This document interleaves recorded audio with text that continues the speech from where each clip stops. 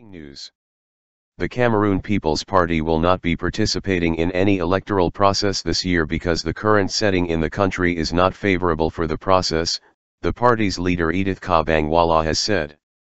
The failure to implement credible electoral reforms and the current socio-political climate in the northwest and southwest regions do not provide a favorable atmosphere for credible elections to hold in Cameroon, Kah Walla said.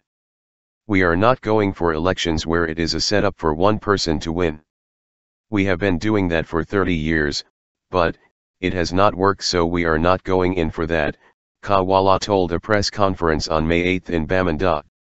We want an independent electoral commission, we want a good biometric system to register, we want a two-round, presidential, election, things that we will be able to say we have a good and proper election.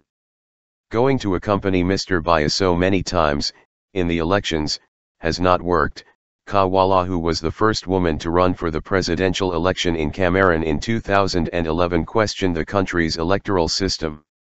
According to Kah Walla, the government in place wants to show its legitimacy to the rest of the world by organizing elections by all cost. She thus laments the fact that it was an opportunity for all political parties of the opposition to come together and devise a strategy that will force the regime's hands. We would have loved with our opposition colleagues for us to sit down because we see this election as an opportunity for us to push the regimes back to the wall, she said.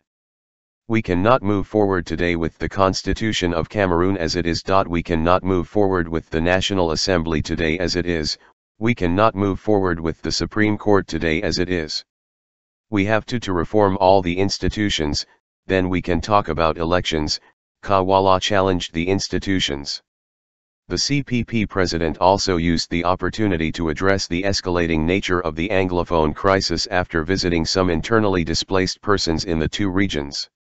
She believes only a transitional government can begin healing the wounds of the country that have come as a result of the crisis. Cameroon is due to hold 3 crucial elections: presidential, council and legislative later this year amidst unrest in the 2 English-speaking regions of the country as separatists call for a partition of the country.